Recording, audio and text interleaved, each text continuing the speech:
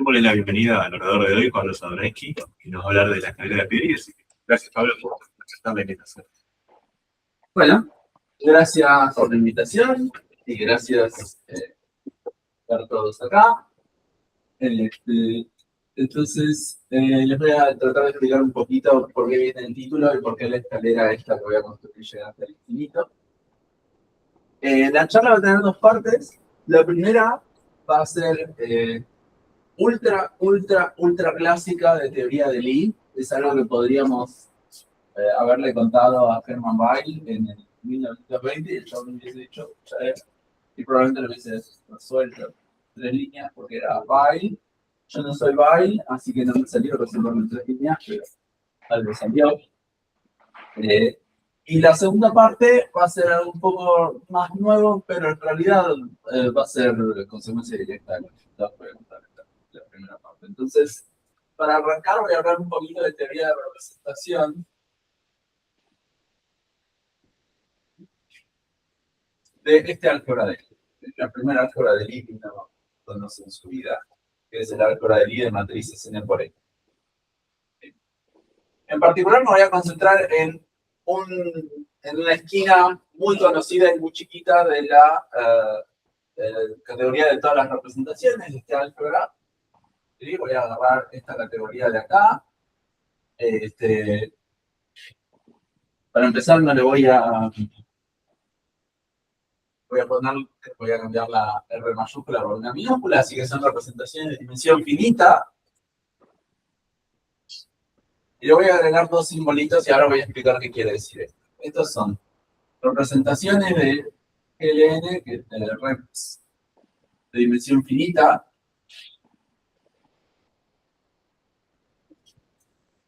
Acá adentro, este es el álgebra de matrices n por n, acá adentro hay una subálgebra, que es la matriz, que es la subálgebra de matrices diagonales.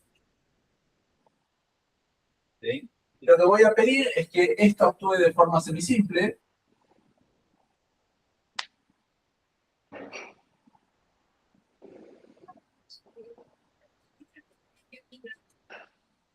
O sea que cada vez que me dan una representación de estas, se descompone como suma directa de subespacios, donde cada uno de estos subespacios es el espacio de autovectores simultáneos para la acción de esta matriz. ¿Sí? Esto ya lo conté más de una vez, no quiero darle tantas vueltas. Piensen que esto es una álgebra de Lie abeliana, ¿sí? Dos matrices diagonales siempre conmutan entre sí. Entonces, si se pueden diagonalizar simultáneamente, eso es lo que estoy pidiendo. La acción se puede diagonalizar simultáneamente en todos los casos. Y eso es el H que está acá abajo, y el Z es simplemente que la acción de H tenga autovalores enteros. ¿Sí? O sea, lambda I es el autovalor con el que actúa la matriz diagonal canónica, con un mundo en el lugar inserto. ¿Sí? Esta restricción es muy fuerte, este álgebra tiene muchas representaciones de dimensión infinita. Estas dos parecen bastante fuertes, pero en realidad no lo son. Si uno agarra representaciones de dimensión infinita que no cumpla con estas cosas, es muy difícil. Bien, la representación de dimensión infinita casi que automáticamente cumple esto, o es muy fácil reducir cualquier pregunta sobre representaciones de dimensión infinita a que cumpla esto de acá. Básicamente puedo cambiar mi representación por otra equivalente donde todo esto se cumpla de manera bastante directa. Entonces, el principal punto es que sean de dimensión finita. Lo otro es simplemente para simplificar la situación.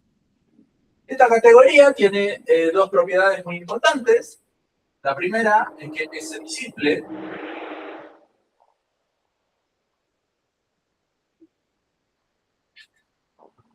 O sea, cualquier representación de dimensión finita es suma directa de representaciones simples.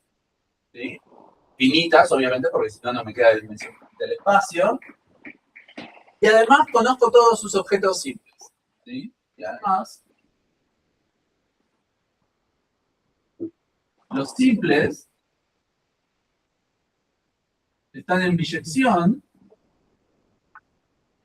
con las tiras de esta pinta. Paramos de hablar de esto entonces. Tiras de enteros,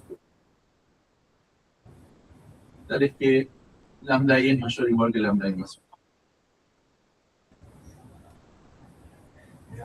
¿Sí? Y lo que va a ocurrir es que básicamente acá dentro de este álgebra hay otro álgebra, otra subálgebra, que es lo que se llama la subálgebra de Borel, que es el álgebra de matrices triangulares superiores. Y cada vez que tengo una representación simple,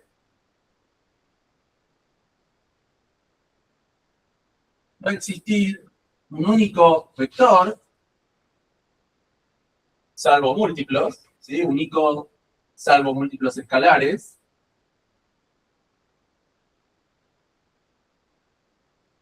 Sí, tal que cuando le pego con alguna de estas matrices, puedo caer acá adentro. ¿Ok? Esto es lo que se llama un vector de peso máximo.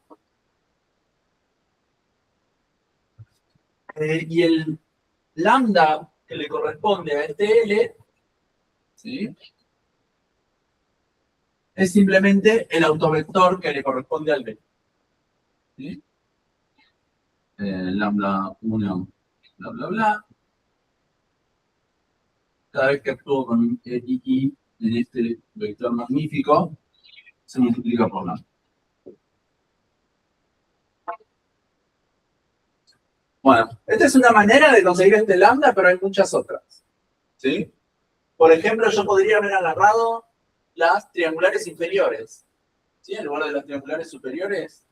Y también había un único vector que cumplía con esto. Y si me fijaba cómo actuaban las matrices diagonales, o sea, cuál era el autovector, el peso de ese vector, me van a aparecer estos mismos números, pero en otro orden. ¿Sí? Entonces, simplemente los ordenaba de mayor a menor y así recuperaba el peso máximo. El peso máximo de la representación. O básicamente podía agarrar cualquier subálgebra de Borel, no me quiero meter en exactamente qué quiere decir eso, pero este álgebra tiene infinitas subálgebras de Borel, y usando cualquiera de ellas podía sacar esto de acá. Lo que me importa decir es, este peso y esta representación vienen juntos, ¿sí? Vienen pegados. La manera de recuperarlo pasa por obtener un álgebra de Borel, por ejemplo, o no. Sí, hay muchas formas de recuperarlo. Pero bueno, eso va a ser relevante un poco más adelante. Bueno, entonces, en principio esta categoría, como categoría abeliana, la entendemos perfectamente. ¿Sí? Conocemos todos sus simples y sabemos que no hay extensiones, salvo las triviales. Lo que tiene de interesante esta categoría es que además es una categoría monoidal. ¿Sí? Yo puedo tomar el producto tensorial de dos de estas representaciones y me vuelve a dar una representación. Importante. Es cerrada. Esta es una de las cosas que eran importantes. Esta es más importante aún. Es cerrada por tomar productos tensoriales sobre el cuerpo. ¿Sí? Entonces yo agarro dos representaciones de peso máximo. Como esta categoría es semisimple, yo puedo escribir esto como suma directa de algunas representaciones simples, aparecerán con alguna multiplicidad.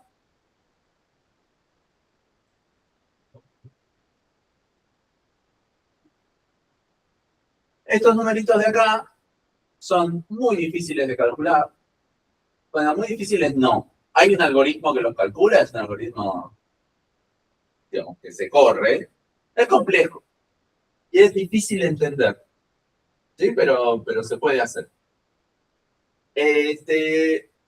Estos son los coeficientes de Littlewood-Richardson. Si alguna vez escucharon ese par de nombres juntos, son súper importantes, aparecen una y otra vez en combinatoria, en teoría de representaciones, en sistemas integrables, en física, les interesan mucho estos coeficientes, no sé por qué.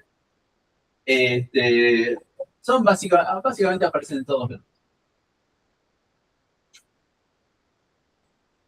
Entonces, son difíciles de calcular, pero hay algunos casos que son fáciles. ¿Sí? Entonces, les voy a contar un par de casos donde eso es muy difícil. Casos sencillos.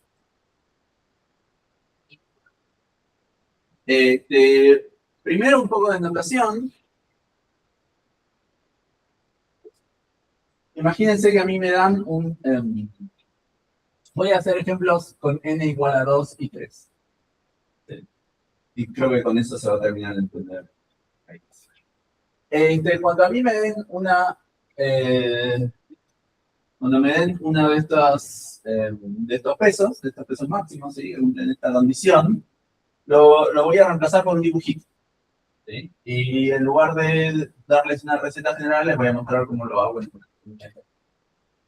Fíjense que me dan este peso máximo, es una sucesión de enteros creciente, voy a reemplazar por lo que se llama su diagrama de Young. Su diagrama de Young tiene una tira de 5 cajitas acá, 1, 2, 3, 4, 5, 3 cajitas acá, y acá hay un -1. ¿Sí? Bueno, voy a poner una cajita. Entonces, normalmente los diagramas de Young se usan solo con sucesiones de crecientes positivas. Yo voy a necesitar meterle algunas, extenderme un poquito más y usar cajitas negativas. Que no sea demasiado confuso, pero está claro lo que estoy diciendo, ¿no? Hay una línea que marca el 0 y simplemente pongo tantas cajitas para la derecha o para la izquierda según me lo marque la partición. Sí. ¿Y si fuera 530? Si fuera 530,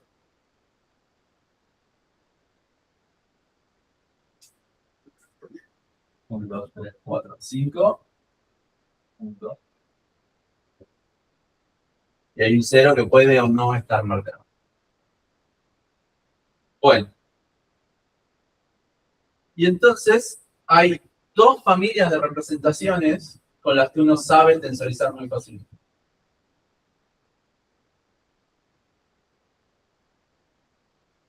Dos cosas que uno hace muy rápidamente es uno simplemente representa en lugar de escribir L, lambda, qué sé yo, escribe lambda, y a veces ni siquiera escribe lambda, escribe el diagrama de Young. ¿Sí? Entonces, algo que uno puede hacer es decir, ¿qué pasa cuando tensorizo esto contra esta representación de números? ¿Sí?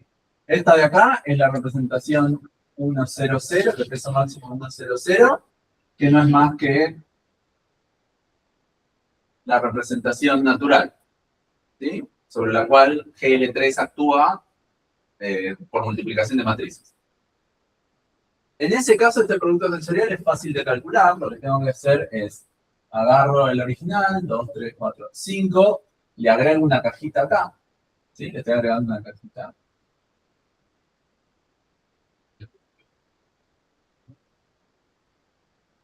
Dos, 3, 4, 5. Acá había 1, 2, 3 y le agrego la cajita acá. Más 1, 2, 3, 4, 5. 1, 2, 3, y acá había una cajita negativa, entonces cuando agrego una cajita, esta desaparece.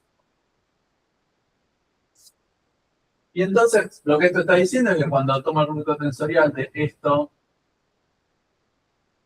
con esto, el resultado es L6, 3, menos 1, suma directa L5, 4, menos 1, suma directa 5, 3. Bueno. En particular, así se ve que si uno tensoriza esta representación una y otra vez consigo misma, puede obtener todas las representaciones que tienen peso máximo con todas sus entradas positivas. Y también eso, básicamente con entender esas arcadas. como todavía una parte todavía más chiquita de esta categoría, pero si entendemos esa, entendemos casi todo. Entonces es como súper útil tener esta regla. Uno puede deducir cuánto vale esto. Uno puede encontrar una regla general para calcular esto aplicando una y otra vez este resultado. Esto de que este producto tensorial se puede calcular agregando una cajita por vez es lo que se llama la regla de Pearson.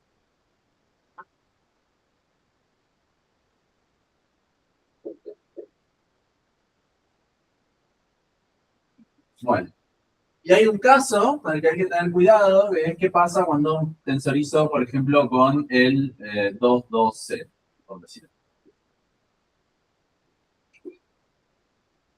¿No? Si aplico la reglita a ciegas, esto debería ser sumo 1 en cada uno de los lugares. ¿Sí? 3,2,0, suma directa 2,3,0, suma directa 2,2,1. Pero hay un problema, que es que este no es un peso dominante. ¿Sí? Este no es de esta pin. Bueno, lo tiro a la base. Y la suma me queda solamente esta pin. Bueno, como decía, hay dos familias de representaciones para las cuales hay una regla de pie. La primera son las potencias simétricas de esta representación de acá.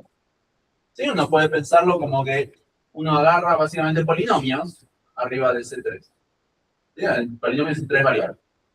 Uno sabe que el GL3, el algoritmo, actúa sobre los polinomios en 3 variables, básicamente por transposición. ¿Sí? Uno piensa en el polinomio como que está una función arriba de C3 y para actuar sobre el polinomio actúo dentro del argumento.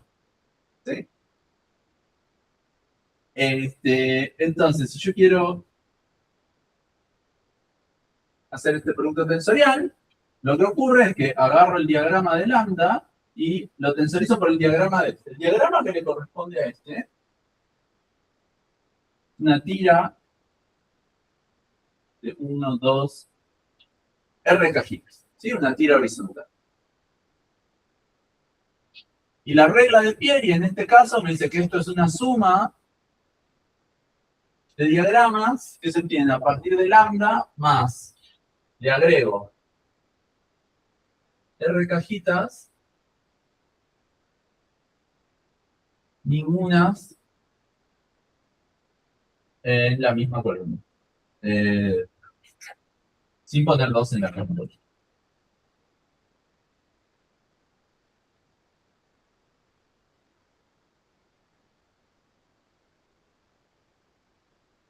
¿Sí? Es un poco más complicado de explicar, pero por ejemplo, agarramos un ejemplo más chiquito que el anterior. ¿Sí? Agarramos este es el 310. Lo voy a tensorizar por esto de acá. Bueno, entonces, una cosa que puedo hacer, perdón, agarramos el 312.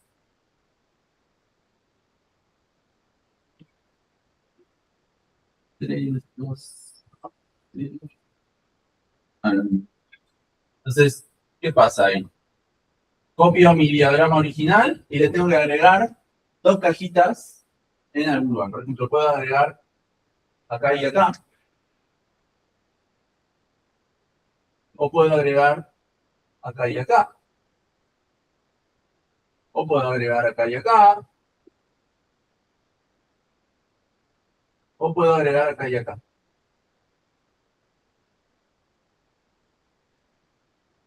Una cosa que no puedo hacer es agregar acá y acá, porque no me queda dominante.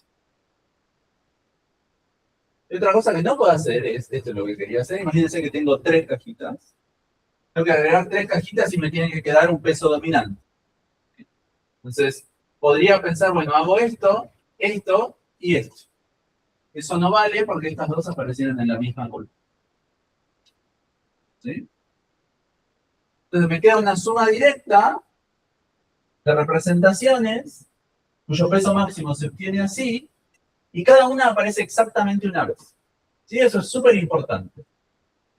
Esto me dice exactamente qué representaciones aparecen en este producto tensorial y aparecen todas una sola vez. Entonces, esta es la regla de Pieri para potencias simétricas. Y hay una regla de Pieri para potencias exteriores. Y acá. El diagrama que le corresponde a esto es un diagrama vertical. Sí, piensen que acá el vector de peso máximo que van a tener es el vector coordenada 1 a la R es una potencia.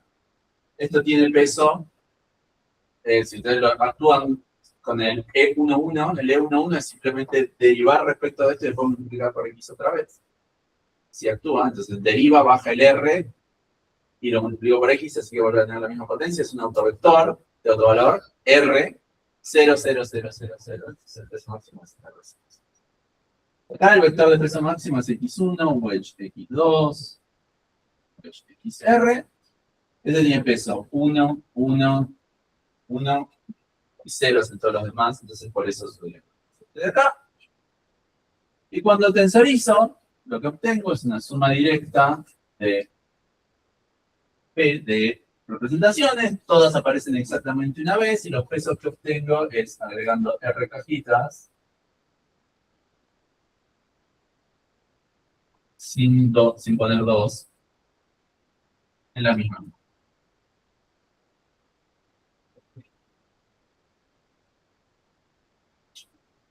¿Ok?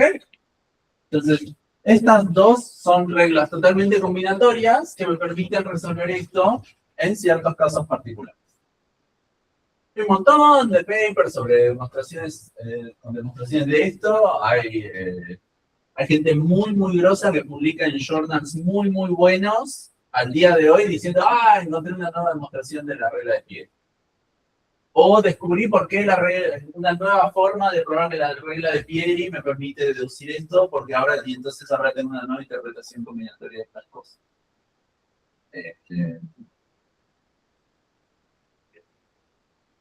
Es como muy fascinante desde el punto de vista combinatorio. Bueno, entonces, esta es la parte que es de Pieri. ¿Sí? Lo que me interesa que quede claro es que acá hay una regla combinatoria.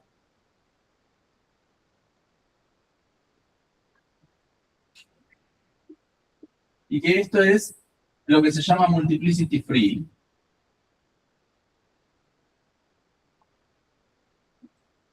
O sea que cada componente simple aparece exactamente una vez. No hay copias del mismo simple metidas acá adentro.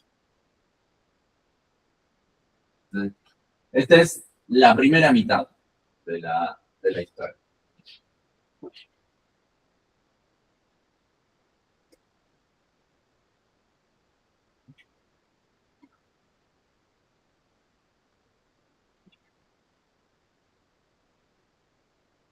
En la segunda mitad, que es la parte de la escalerita,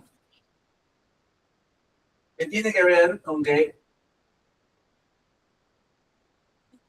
el álgebra del IGLN tiene metida adentro una copia del álgebra del IGLN-1.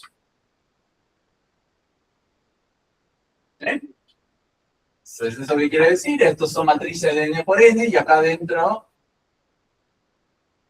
están las matrices de n-1 por n-1, entonces hay una inclusión de conjuntos, si quieren, de espacios vectoriales, pero además esa inclusión es un morfismo de álgebras de Lie. ¿Sí? Uno calcula el corchete entre estas dos cosas, entre dos de estas matrices, y después la completa con ceros. Es lo mismo que primero agarrar las dos matrices, completarlas con ceros y calcular el corchete.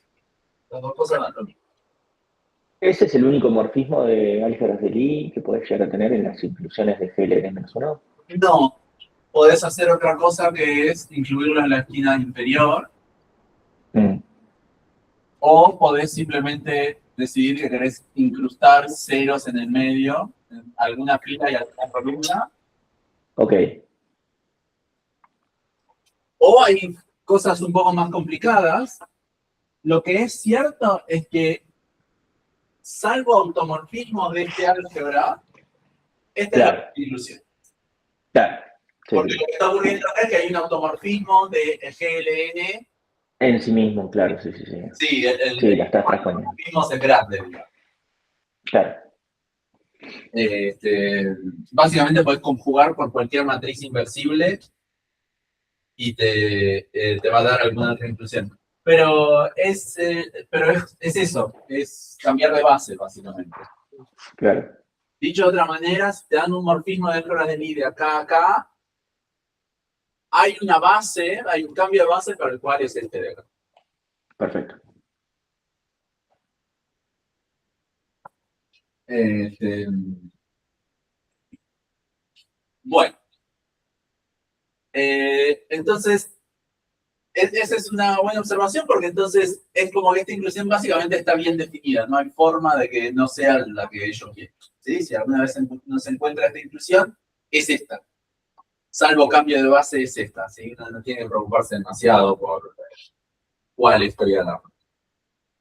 Bueno, pero entonces, si a mí me dan una representación de mi áncora de Lie grande, puedo decir, bueno, quiero olvidarme que le actúo por las matrices de n por n y pienso que solo le actúo por matrices de n-1 por n-1. Lo que puedo hacer es restringir. ¿Sí? Esto es parecido a lo que hacíamos de inducción de representaciones y tomar el adjunto que era restringir. ¿No? Pues, acá ocurre algo muy parecido. Como puedo restringir.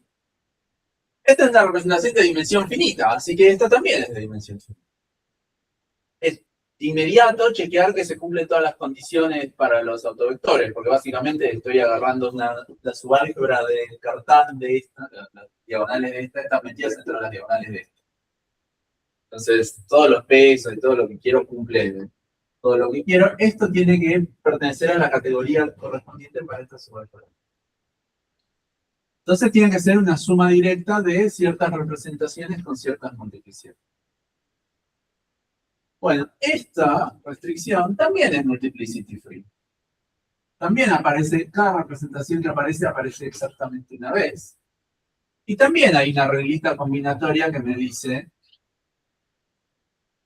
cuándo va a aparecer un mu acá. ¿Sí? A partir de este lambda yo puedo saber. Y la reglita es que cada vez que yo miro estos dos números, el mu i tiene que estar ahí en mu. ¿Ok? Entonces, por ejemplo, si me dan por ejemplo, me dice que yo agarro esta representación. La representación tiene peso máximo C3, por decir algo, R06. Cuando la restringo a GL2,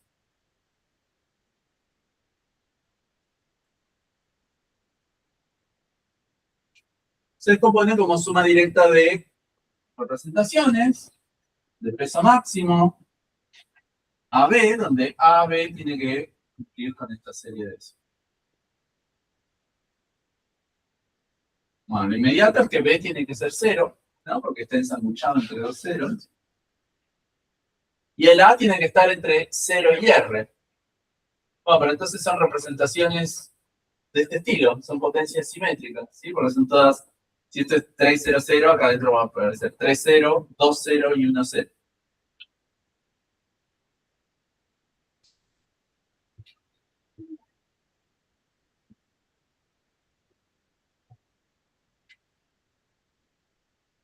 Si lo piensan un poco, esto lo que les está diciendo es que los polinomios de grado 7 en 3 variables se escriben como la suma directa de todos los polinomios de grados hasta 7 en 2 variables por una tercera variable, ¿no? Que es la tercera, que la elevo a la potencia necesaria para completar este grado. Y esto es como cuando uno homogeneiza polinomios. Y a mí me dan, por ejemplo, el xi más x cuadrado más x cubo. Cuando lo quiero completar, para que sea homogéneo de grado 3, lo que hago es introducir una variable extra. ¿Sí? Acá lo que está pasando es básicamente estoy evaluando la tercera variable. Y lo estoy viendo simplemente como algo en dos variables. Bueno, ese fenómeno se generaliza a este de acá. Entonces tengo dos reglas. También multiplicidad. Tengo dos reglas libres de descomposición, ¿sí? Libres de multiplicidad. Esto se suele llamar el branching rule.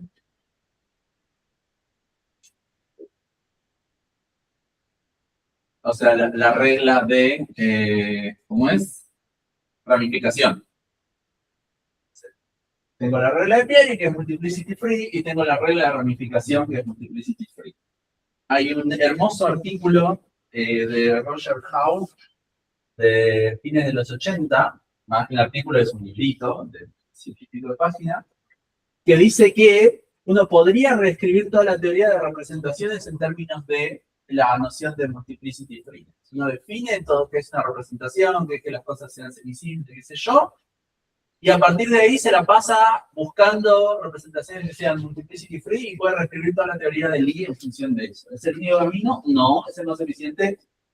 No, pero hay muchas cosas que salen muy bien. Y el chabón tiene la filosofía de que básicamente donde las cosas no son multiplicity free hay que obligarlas. Hay que forzarlas. No estás mirando la álgebra correcta, básicamente.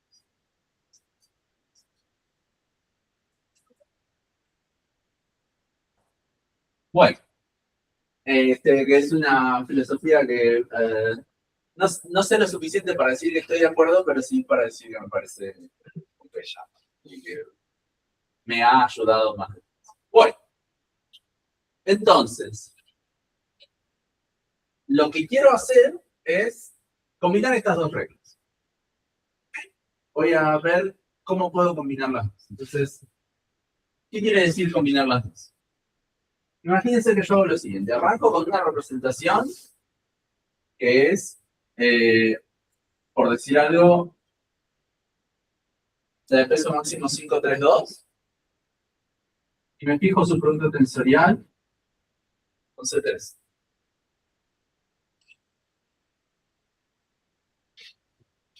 Perdón. Arranco así. Acá adentro, visto como GL2 módulo, hay una copia de la representación de peso máximo 5,2.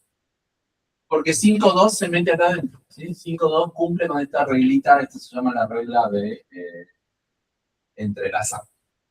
Cumple con esta reglita luminante. Bueno, y por supuesto, C2 se mete adentro de C3, simplemente agregando una última coordenada al mundo.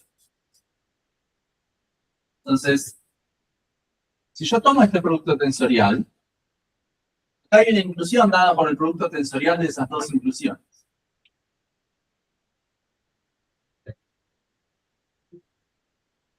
Bueno, y ahora, esto es por la regla de ramificación. La branching rule me dice, entre estos dos hay un morfismo, entre estos dos hay un morfismo, tensorizados hay un morfismo. Ahora, por la regla de Peary, de este lado tengo dos sumandos. Y de este lado tengo tres sumandos.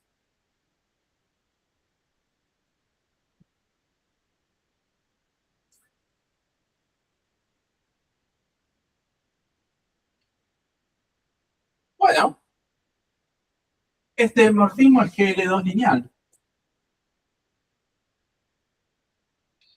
¿Sí? Porque esta inclusión era GL2 lineal, justamente. Lo que decíamos es que miramos este como GL2 módulo y este es un submódulo.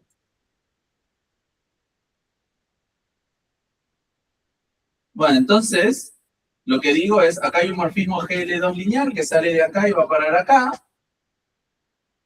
Y puedo pensar en la restricción y correstricción, ¿sí? Me paro acá adentro, lo meto acá adentro, lo empujo para acá y después proyecto a cada uno de estos sumandos. Y me fijo qué obtengo.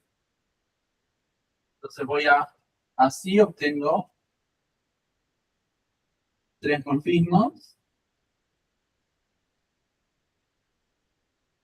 salen de este y 3 morfismos que salen de este. Cada uno de ellos GL2. Bueno, pregunta. ¿Cuáles de estos morfismos son nulos? Fíjense que este es un morfismo GL2 lineal de acá a acá.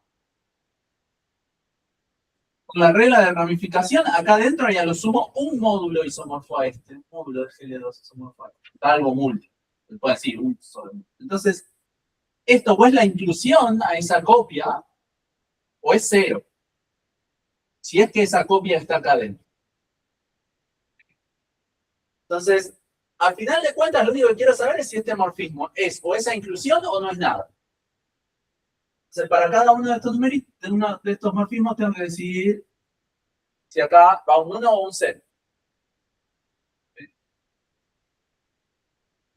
Entonces, estoy combinando la regla de Peary y la regla de ramificación y preguntando, che, ¿qué onda? Esta es la parte, uno podría haber ido a Hermann Bayer y decirle, che, Hermann Bayer, ¿qué onda? Y él te hubiera dicho, ah, sí, ¿qué onda? Bueno. Este problema, en total generalidad, está abierto. Total generalidad quiero decir, si acá pongo cualquiera 2 pesos y trabajo de GLN-1 a GLN, ¿sí? De GL2 a GL3, yo creo que es un buen problema para darle a un alumno de teoría de representaciones y que se vaya a su casa a pensarlo una semana. ¿Okay? Este caso yo creo que sale completo, pero hay que pensarlo mucho, hay que trabajarlo, no es un ejercicio que uno tomaría en un examen para que se le ocurra en una hora a alguien cómo resolverlo.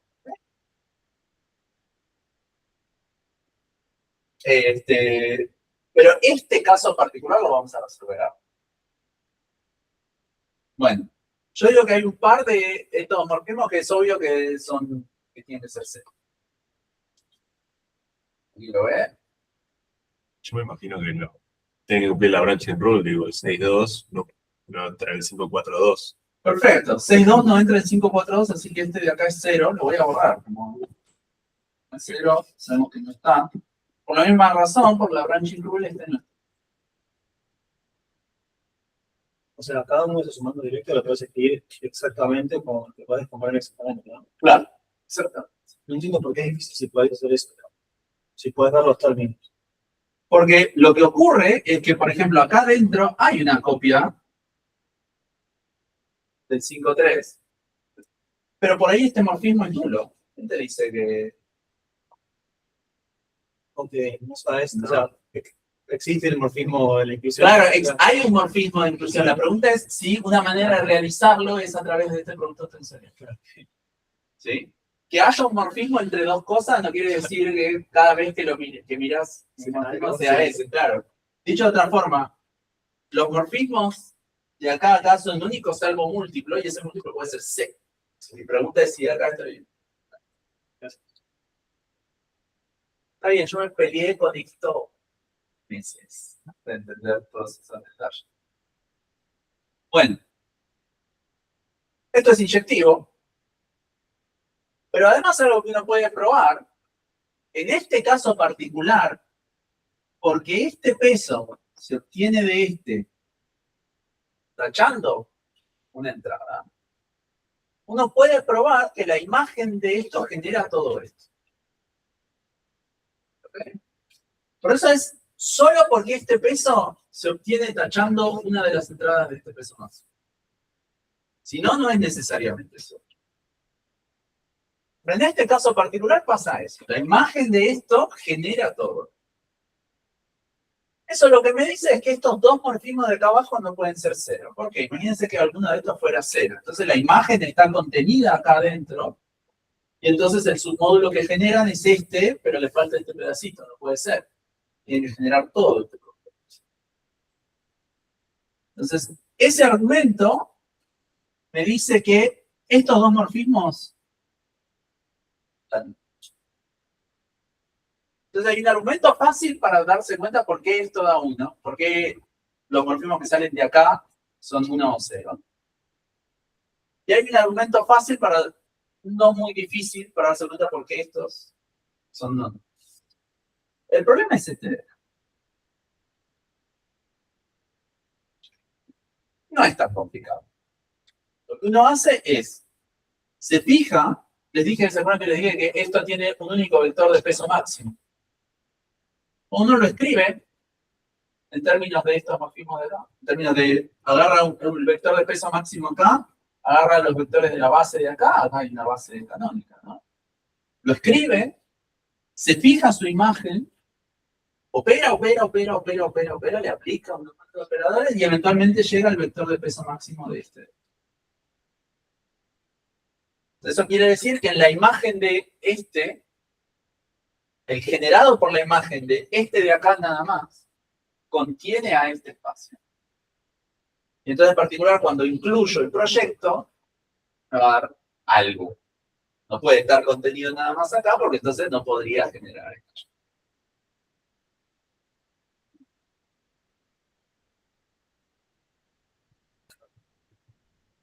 Entonces, hay 3 niveles para el argumento. Hay un lado fácil que sale simplemente por la regla de ramificación. Hay un lado que requiere un argumento, pero no es difícil, que es esta parte de acá abajo, digamos. Y hay un morfismo que es muy complicado de analizar, que es este.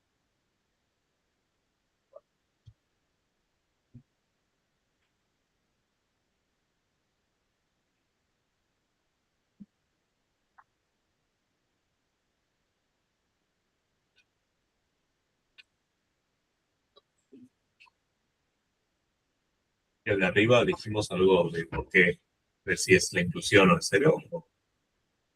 Ok, dijimos que estos dos tenían que ser cero, ¿no? Pero este morfismo es inyectivo, entonces esto tiene que ir a parar a algún lado. Ese lado no puede estar acá ni acá, tiene que estar todo en Otra manera fácil de ver esto es que agarras el vector de peso máximo de esto de acá y el vector de peso máximo de esto de acá. Totalmente straightforward esa parte. Pero está bien, algo había que decir. Proposición.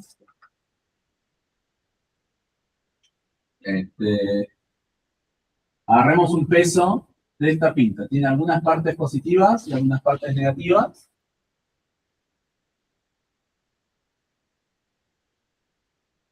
Y agarremos vamos a mirar la representación de este peso máximo, ¿sí? Y agarremos F que sea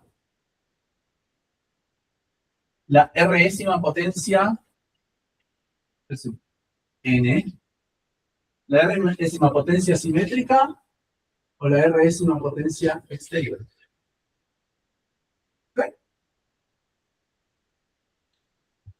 Esto es un peso máximo de N-1 entradas.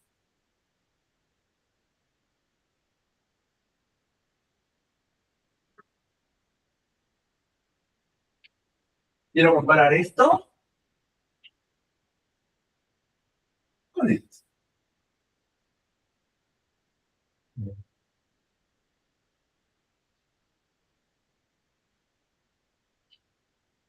Hay un morfismo de inclusión que va de acá a acá por la regla de ramificación.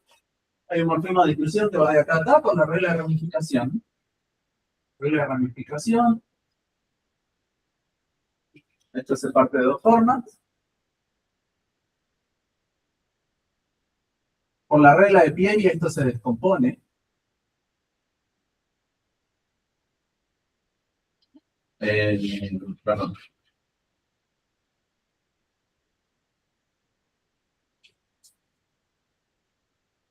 En ciertos LMUs, N-1.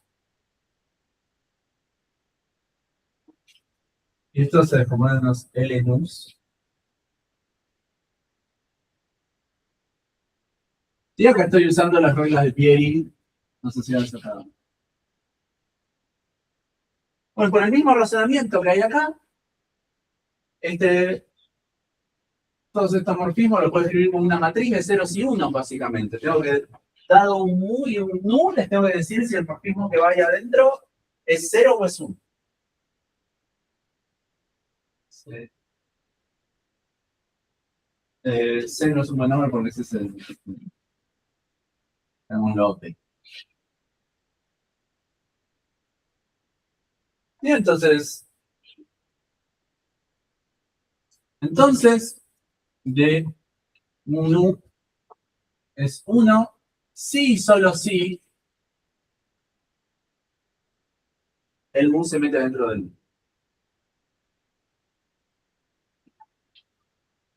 Esta implicación es obvia, ¿no? Obvia. Sale de la regla de ramificación. Esa es la parte de acá, que nos dice, bueno, todos estos morfismos van a ser 0 porque este no se mete adentro de esto. No hay una copia a la que pueda llegar. Entonces, eso es lo que les da esta implicación. Y la vuelta sale de trabajar mucho. Hay 3 casos, que es, fíjense que este producto tensorial se tiene básicamente insertando cajitas en los lugares correctos.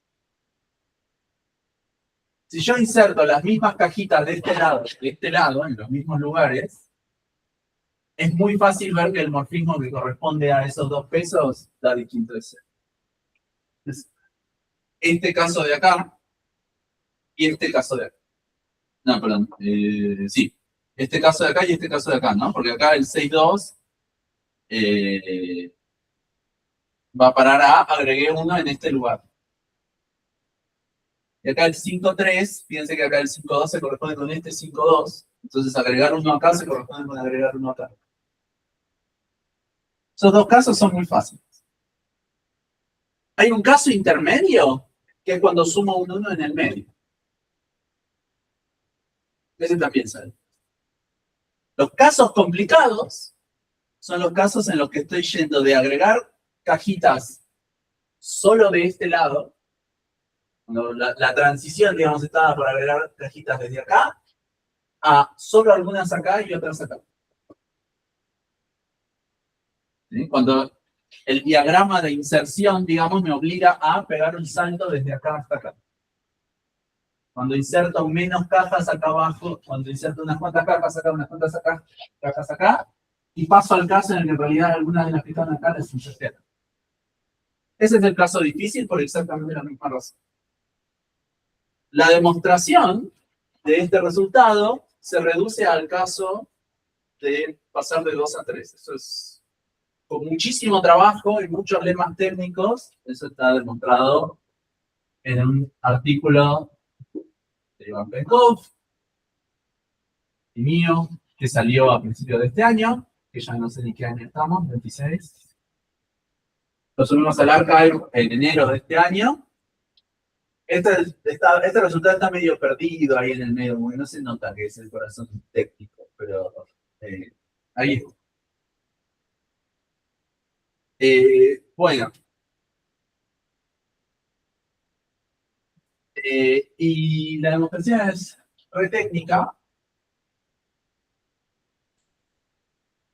Y está un poco perdido ahí en el medio de la demostración también, pero se ve que este resultado es equivalente a muchos otros resultados clásicos de teoría de representaciones, o mejor dicho, calcular estos coeficientes es lo mismo que calcular otros coeficientes que aparecen en la teoría de representaciones, que a veces se conocen como 6J symbols, o coeficientes de Raka, o aparecen con un montón de nombres.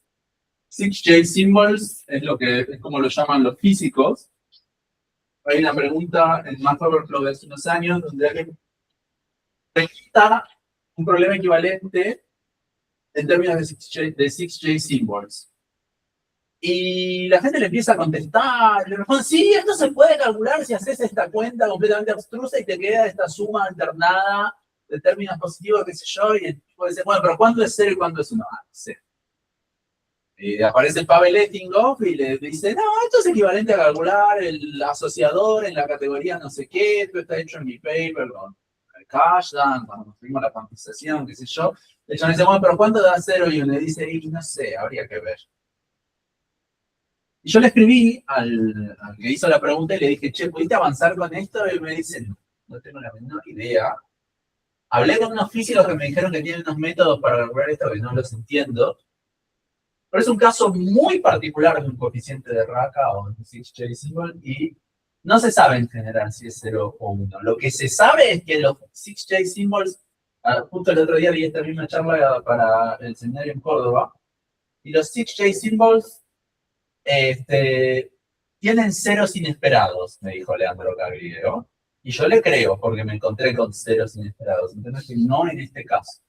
Ceros inesperados quiere decir que esto no vale en general. Sí, solo es.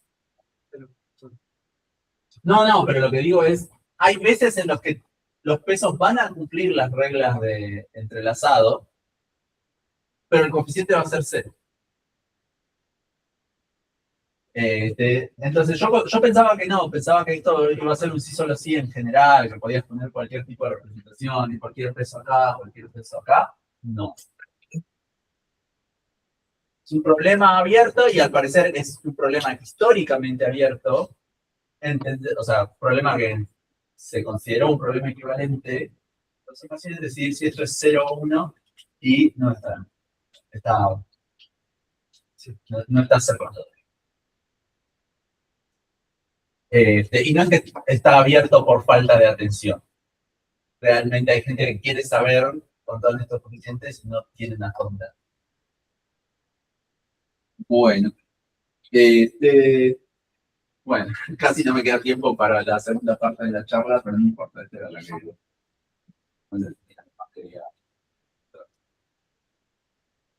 Bueno, por este artículo que escribimos con Penkov, no trata sobre la teoría de representación de GLM, trata sobre la teoría de representación de la álgebra del IGL infinito. ¿Ok? El infinito es el análogo más chiquito posible a GLM. ¿Sí? Estas son matrices infinitas, numerables, ¿sí? Con numerables filas y columnas, pero infinitas, con finitas entradas no nulas.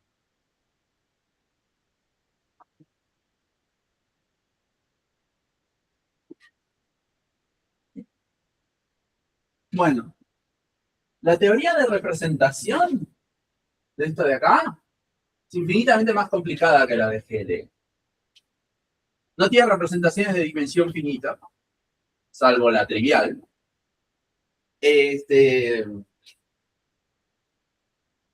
Una representación que sí tiene es lo que se llama la representación canónica, que es el análogo a esta de acá. ¿Sí? Piensen que esos son vectores columna. Bueno, estos son vectores columna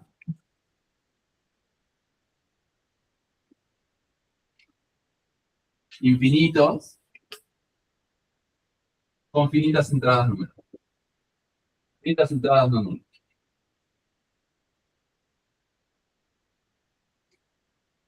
¿Sí?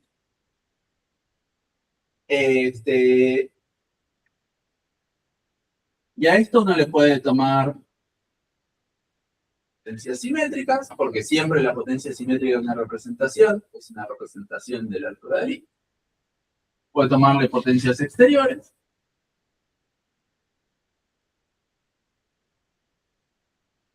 Y puede tomar inclusive ciertos análogos de dimensión infinita que se notan así, no voy a meterme mucho en eso. Este medio que no lo quiero considerar, pero sí. Sí, hay unos análogos, hay unas potencias exteriores de dimensión infinita. De las potencias exteriores infinitas. Esto es lo que se llama un espacio de Fock. ¿Ve? Los físicos aman los espacios de Fock. Constantemente estudiando estas cosas. Y entonces yo ahora lo que quiero entender es qué pasa cuando tensorizo una representación peso máximo de GL infinito, donde mi peso cumple esas condiciones que tenía por ahí. ¿Sí?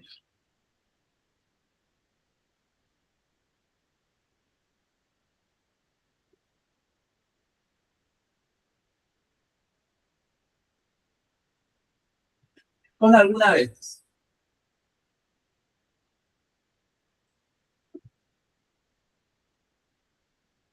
¿Sí? Quiero un análogo a la regla de Pieri para estas representaciones, para GL infinito. La razón por la que no quiero agarrar esta representación de acá es que esta a veces es de peso máximo. ¿Qué quiere decir a veces? ¿Se acuerdan que en un momento dije, bueno, el peso máximo lo puedo calcular usando cualquier subálgebra de Borel? No importa. Acá es importante. Este es el peso máximo respecto de ciertas álgebras de Borel. No de todas. Pero hay alguna para la cual es de peso máximo. Esta también es de peso máximo para algunas álgebras de Borel. Esta también es de peso máximo para algunas álgebras de Borel. Esta no. Sí, entonces, como que si me restrinjo a la categoría general, tensorial generada por la gente que es de peso máximo respecto de alguien, estas no aparecen.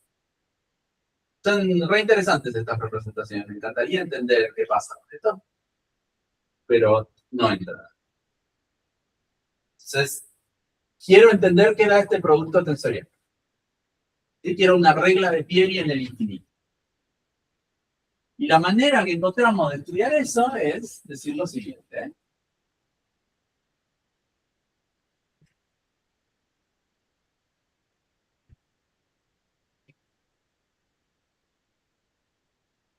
Esta condición de acá es básicamente que esto es el límite de representaciones. Cada una de estas es una representación de GLN. Y lo que ocurre es que esta de acá se mete adentro de esta de acá. Y además, salvo ajustes menores, son de este estilo. Esta metida dentro de esta. Dicho de otra forma, el peso máximo n se obtiene mirando las entradas del peso máximo n más 1 y tachando alguno de sus pesos. No el primero, no necesariamente el primero, no necesariamente el último. Y entonces lo que ocurre es que uno tiene una escalerita infinita.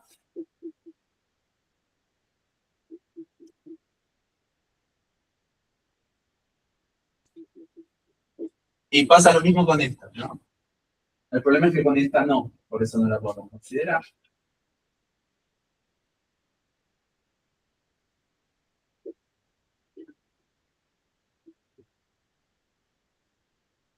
Y bueno, en el límite esto dará esto.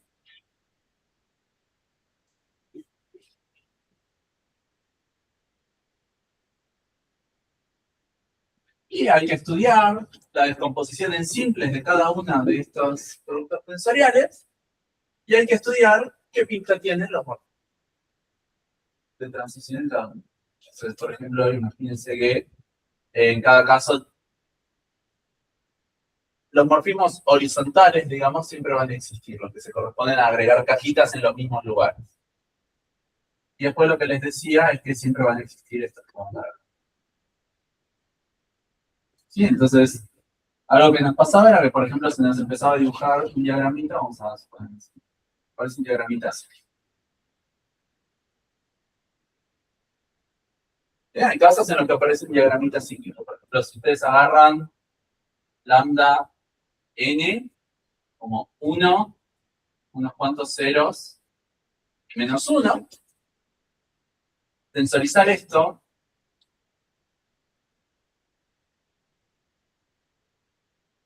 o sea, la n, esto siempre da el 2, 0, 0, 0, menos 1, 1, 1, 0, menos 1, 1, 0, 0. ¿Sí? Y lo que ocurre es, fíjense que acá soy agnóstico respecto del n, entonces lo que les puedo decir es que cuando miro un morfismo de acá, en esta dirección, tengo un morfismo no nulo, un morfismo no nulo de este nivel al siguiente, tengo un morfismo no nulo de este nivel al siguiente, y tengo un morfismo no nulo de acá a acá y de acá a acá. Nada más. Y entonces es como que se termina enrulando. Y si lo piensan como un quiver, esto es un quiver de esta pinta. Sí, pues si lo quieren escribir de otra manera. No hacer los loops no los hace, digamos. Este módulo es indescomponible. Tiene, en este caso, en este ejemplo en particular, tiene dos sumandos directos en su zócalo. Un único sumando directo arriba. Y para obtener este simple, tengo que cocientar estos dos. O sea, su estructura, como GL infinito módulo, es la estructura de este álgebra de Kuiper como módulo sobre sí. ¿Ok? Si ustedes me dan cualquier peso que tenga un máximo y un mínimo, y que las entradas, donde haya solo finitas formas de agregar cajitas, ¿sí? O sea, que haya básicamente unas cuantas repeticiones infinitas, 50 repeticiones, 50 números que se repiten infinitamente, y después cuántos que aparecen solo infinitas veces, ocurre algo como esto. Voy a poder dibujar un Kuiper, y la estructura de este módulo de acá va a ser de esa.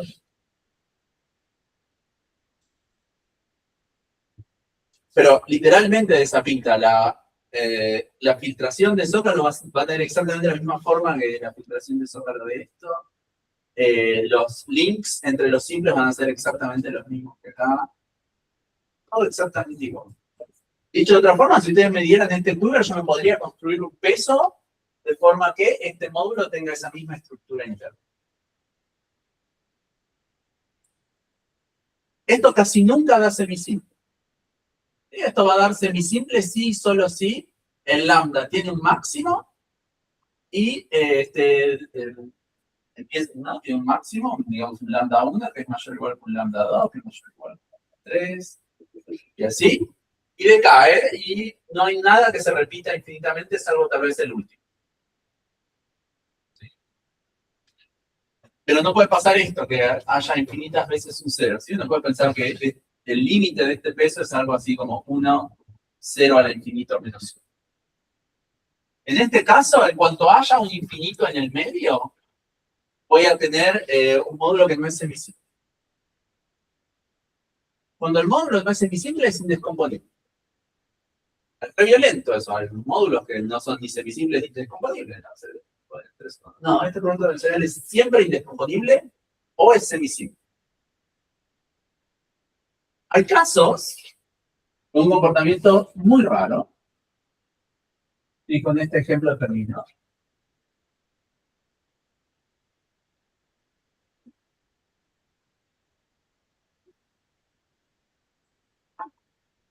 El infinito tiene muchas formas de presentarlo. ¿Sí? Dije que eran matrices infinitas de filas y columnas, pero no dije cómo las indexaban.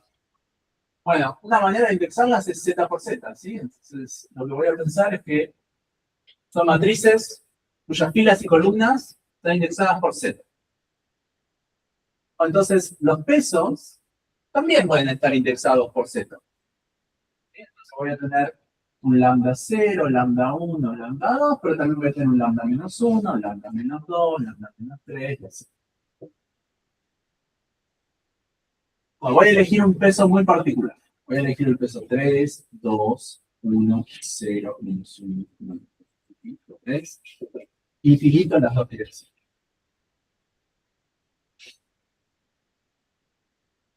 Y voy a tratar de entender qué pasa cuando hago este producto artificial. ¿Sí? Esta es la representación canónica. Voy a hacer un dibujito. Voy a dibujar el diagrama de Young de esta cosa de acá.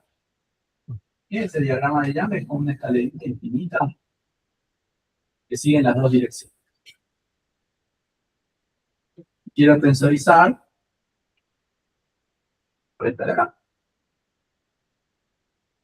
Lo que tenemos un teorema, el resultado principal, es que este módulo de acá tiene una única filtración de tipo Jordan-Helder, una única serie de composición donde los cocientes sucesivos son simples. ¿Y qué pinta tiene? Y tienen toda la pinta lambda más correcta. ¿sí? Entonces, si quieren, lambda más epsilon i. Le estoy agregando 1 en el lugar i y 0 en todos los demás. En la capa anterior estará el lambda más epsilon i menos 1 y en la capa siguiente estará el lambda más epsilon.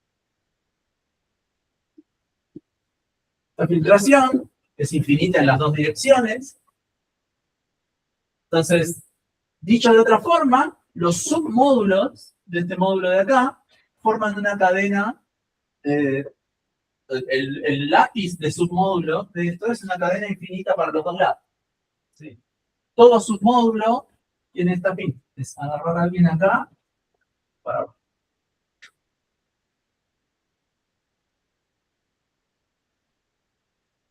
Altamente indescomponible. ¿Sí?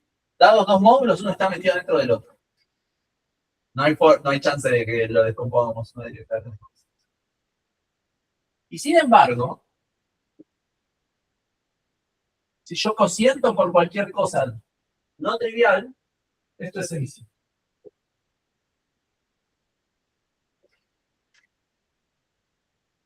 Si yo cosiento por esto de acá, de repente toda esta torre ¡prum! Se cae para abajo y todos estos módulos no se ven entre ellos y esto se convierte en una suma directa.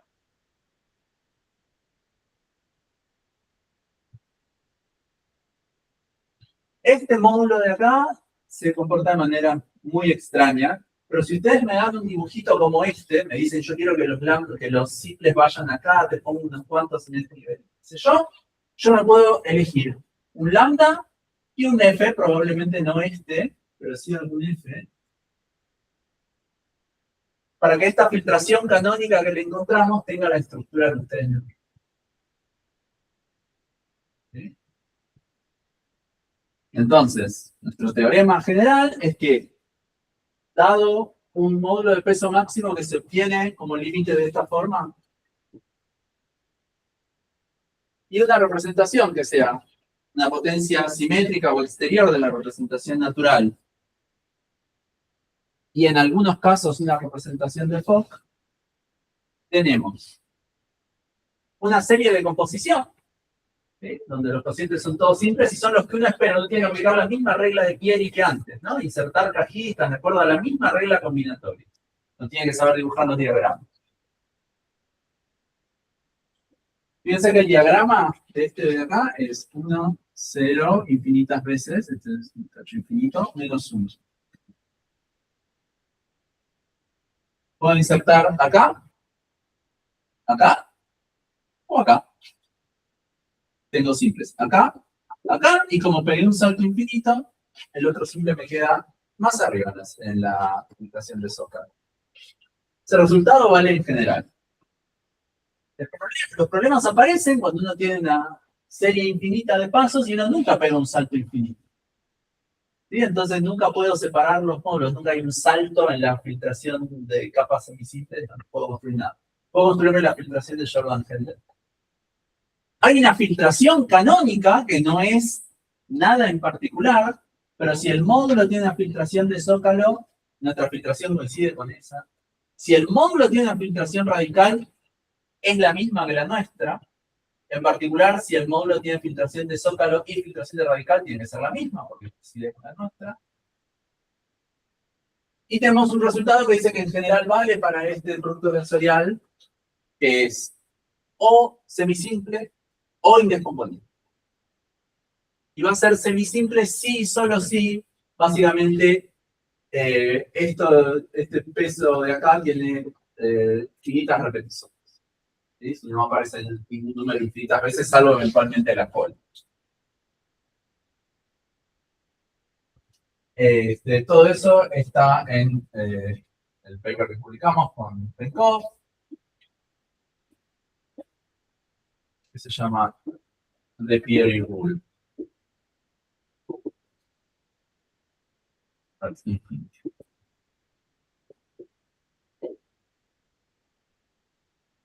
Y la razón, y lo que hacemos, la demostración pasa por construirse esta escalerita que agarra reglas de Pieri sucesivas y las va empujando hasta el final. Bueno, eso es todo. Muchas gracias. muchas gracias, Pablo. Estuvo muy interesante. ¿Tenemos consultas de la audiencia? Esto no me gusta muy básica, Sí, esa, probablemente esa continuación. Pero el álgebra de Lie está G infinito. Tiene un grupo de Lie asociado. viste que para asociar un grupo de Lie a la flechita, digamos, es hace el tangente. Entonces, el grupo de Lie, le miras el tangente y ese tiene una álgebra de Lie. Eso funciona en dimensión finita, porque es dimensión de tangente.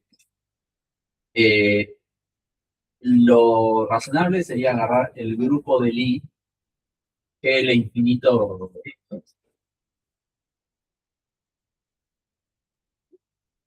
que son matrices infinitas, que tienen unos en la diagonal, salvo acá en la esquina donde pones una matriz inversible. Moralmente, este álgebra, el G infinito es el álgebra de Lie de este grupo. El problema es que este grupo, ¿qué estructura tiene? ¿Cómo le tomas tangente en la identidad? Es que, ¿cómo? Como que está esta teoría de variedades modeladas probadas. Claro. Bueno, hay dos maneras de hacerlo. Una es desarrollar una variedades localmente vanas y qué sé yo. Y otra es decir que esto es lo que se llama un grupo profinito, es el límite del grupo finito, ¿no? De la misma manera que G infinito es límite de álgebras de Lie de dimensión infinita, este grupo es un límite de grupos finitos. Sí, tiene un ficha eso. Sí, haces exactamente lo mismo, digamos, incluís agregando uno. No, que es lo que sucede con el álgebra de Lie también. Y entonces puedes decir, bueno, el álgebra de Lie es el límite, pero es más delicado. No me queda claro, por ejemplo, que en los dos casos el resultado sea el mismo. En los dos casos te quede la misma álgebra de Lie. Ah. Lo que sí ocurre es que hay distintas formas de construir GL infinitos, cualquiera de los dos, como límites. Y yo conté la más pava, que es la discusión en las esquinas. Pero hay otras más complicadas, que se saltean n, ¿no? Si haces n más 1, n más 2, eso siempre es básicamente esto. Pero una cosa que puedes hacer es simplemente completarte a 3 filas con ceros y meterlas en los lugares que se te canten. Los saltos de GLN a GLN más 3. Podés incluirlas de manera más complicadas. Y no me queda claro que el resultado de tomar tangente sea independiente del orden, pero debería serlo. Pero el álgebra de Lie te queda igual por más allá del procedimiento que hay. Hay veces que no. Hay distintos GL infinitos, digamos. Hay distintos GL infinitos. Y una pregunta más, el espacio vectorial B, Sí. que lo tomamos con las combinaciones lineales, o sea, por quiénes GL infinito, entiendo que B se podría tomar como lo que sería un producto directo, ¿no? O sea, poner en todos lados, coordenadas en todos lados, ¿no? Sí. Eso estaría bien definido en principio, ¿no? De aplicarle a alguien, Sí, pero querés. alguien de GL infinito. Sí, pero el B es de los que tienen solo finitas coordenadas no números. Claro, por eso. Pero podrías en principio considerar ese subespacio. Que es sí. De hecho, ese es el espacio dual de Armina.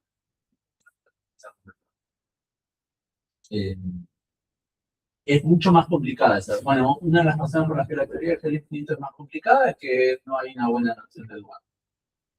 Porque el dual se hace demasiado grande.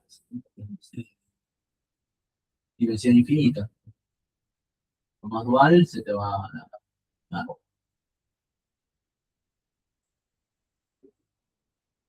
¿Tenemos más preguntas? Yo tengo una. Que si se pueden decir algunas palabras de, viste que esta proposición que decía cuando estos D eran 1, Sí. exactamente cuándo varía la branch Sí. de rule. ¿Eso se pudo reducir acaso 2 y 3. Sí. ¿Por qué este problema que está abierto no se puede reducir ese caso? ¿Por qué ahí sí se pudo? O sea, la razón por la que se pudo reducir a ese caso es básicamente porque es todo multiplicity. Si no fuese multiplicity free, o sea, lo que ocurre es lo siguiente. La prueba esa vamos a posición.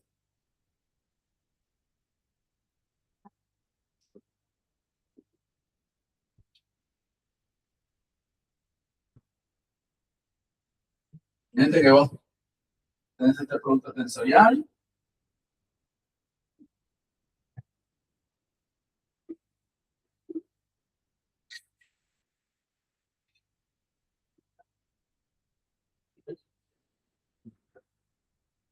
Bueno, y ahora lo que ocurre es que haces esto así.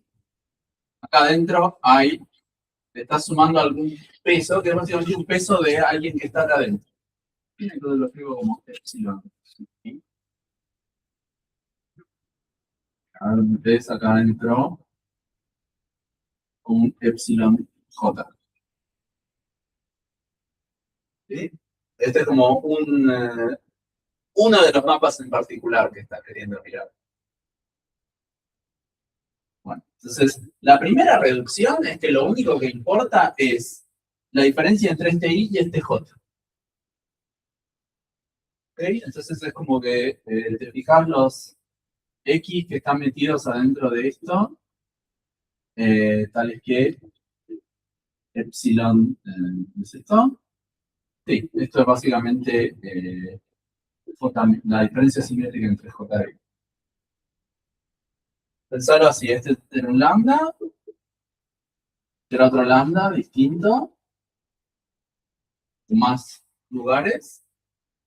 Acá en este, ponle que agregaste una cajita acá y acá. Y en este agregaste una cajita acá y acá. Entonces, como que esta cajita no se movió en este caso. Lo único que hiciste fue pasar esta cajita un paso para abajo.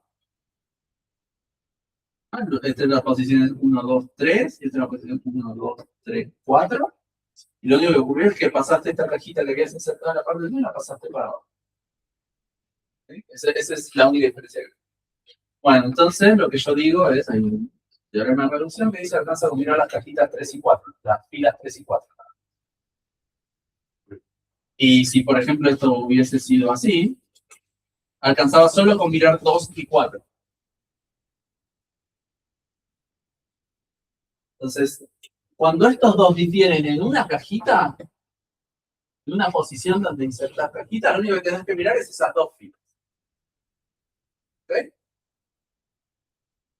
Bueno, entonces, eso es lo que reduce de GL2 a GL3, porque lo que tenés que hacer es mirar estas dos filas y además la extra que agregaste, ¿no? Porque eso es lo que genera la posibilidad de construirlo.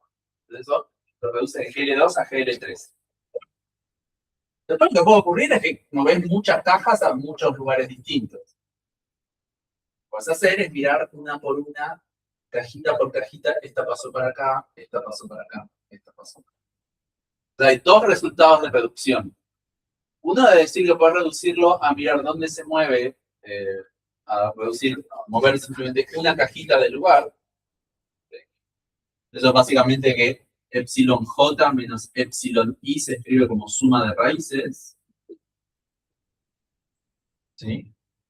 Que todas estas sean positivas es básicamente la regla de Pieri. La regla de Pieri te dice que la mezcla de Pieri y branching te va a decir para que esto ocurra, para que haya alguna chance de que sean nulas, esto tiene que ser positivo.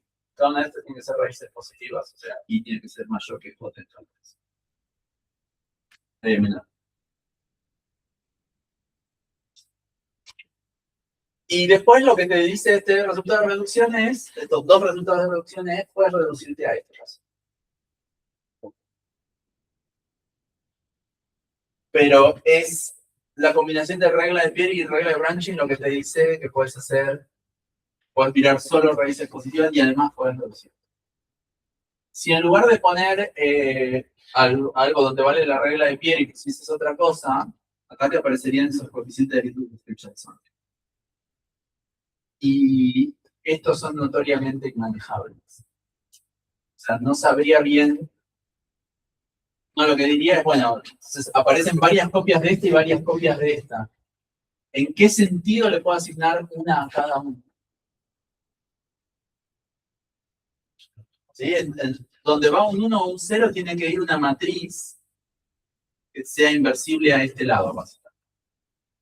Y esa matriz puede ser muy complicada y no tengo ningún argumento para decir, bueno, este 0 es así. Mira el caso. No me da el RAM, digamos.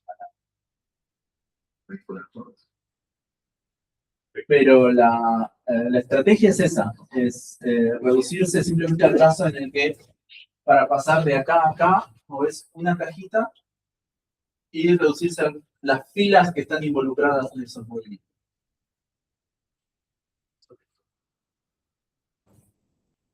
Bueno, ¿tenemos alguna pregunta más? No parece ser el caso. Démosle las gracias a Pablo de nuevo.